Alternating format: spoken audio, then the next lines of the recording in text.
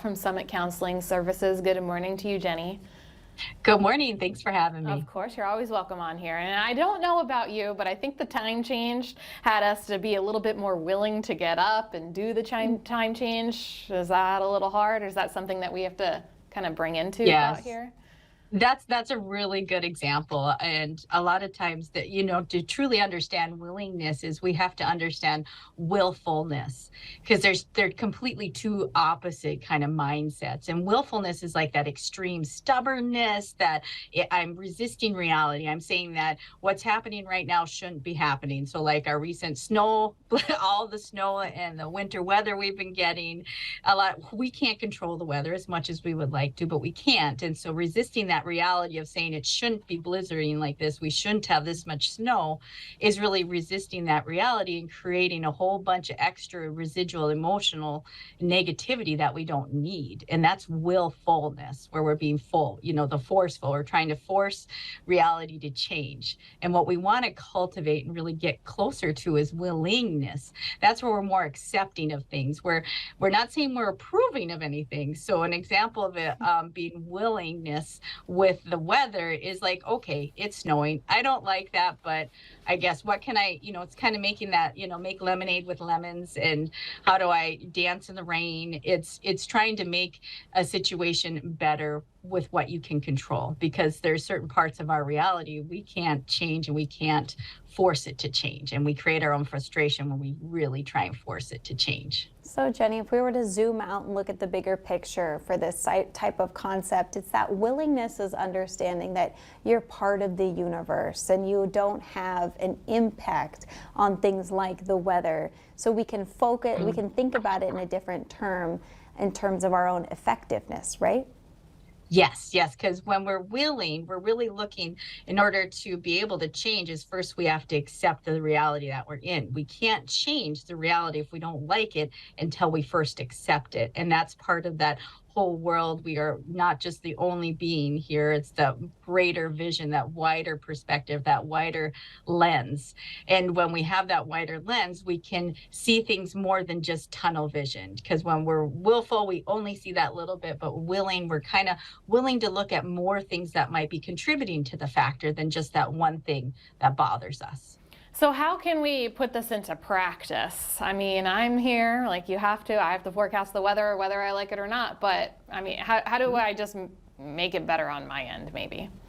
Yeah, well, first of all is to notice the willfulness when it's happening. If we're using the shoulda, woulda, couldas, that's probably a sign that we're being willful, is we're denying our reality of something that happens.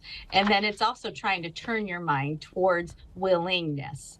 And so once you accept it, then it's kind of to notice, well, what can I do in this moment? How can I help myself make this a better situation, or go with the flow, or just dive into that situation and get through that situation? Because that's one great thing we have in life, is a constant of change. So these willful moments don't stay forever, and we have all been willful. So if you've been willful, don't beat yourself up about that. That's kind of a human nature to it, but getting stuck in willfulness is really what hurts us. But just being there and noticing it, and then trying to work on changing it, now that's healthy. That's what helps us keep that balance. Now, there are some physical things that we can do to also work on willingness. Tell us about that.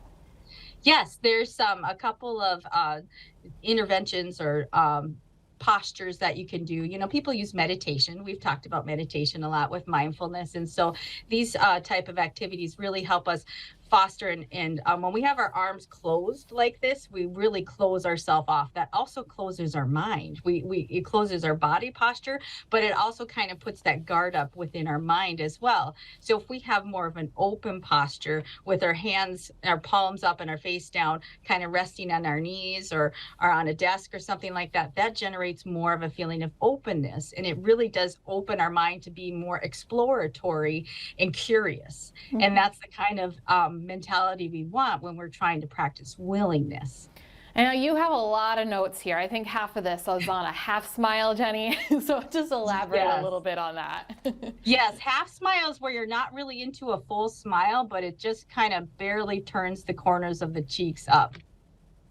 kind of like that. So subtle. Yeah. So nobody's That's like, you're very, a very crazy lady subtle. smiling at everything. It seems kind of silly and small, but this really does trigger some things in the brain. These are all, our mind and body is very interconnected. So these body postures and these physical movements actually help our mind to be more open and willing. And that half smile kind of puts us on this curiosity phase of like, oh, what's going on? Something might be happening that I need to pay attention to. Not where we're totally happy and exuberant with joy, but we're open to that. It kind of gets us that curiosity, trying to explore, not shut things off. And that's exactly what we want to do when we're wanting to practice willingness, is really kind of be that explorer.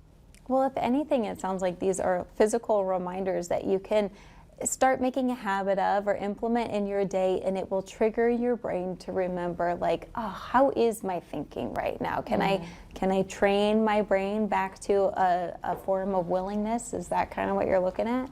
Exactly. Yeah. In these moments where reality isn't really what we want it to be and we don't like it, that's when willfulness is probably the strongest. And that's where we can create a lot of hasty and nasty, impulsive kind of decisions in order to get out of those situations, which may create more havoc in our life than really solving anything. So practicing these willingness and the half smile and the open position and the palms up really helps us to be more willing, so we can make more rational, balanced choices to help better our situation. It may not solve it, but it'll help us be in a better mindset so we can make a rational decision to improve our lives instead of maybe making more havoc and chaos. I mean, real quickly, Jenny, so can we take this half smile concept and make it when we're listening to music, when we're sitting on the couch? It could be the bare bones or the most complicated thing. Yep, that's the wonderful thing of doing these things with your body, is your body is always with you. So you can take that wherever you go. Your half smile you can do while you're sitting somewhere, you're driving, any time that you're doing that. And the palms up, the open face, maybe not so much when you're driving, but anytime you're Some sitting or circumstances. stationary. Yeah. Sure. Then you're driving with your knees and we're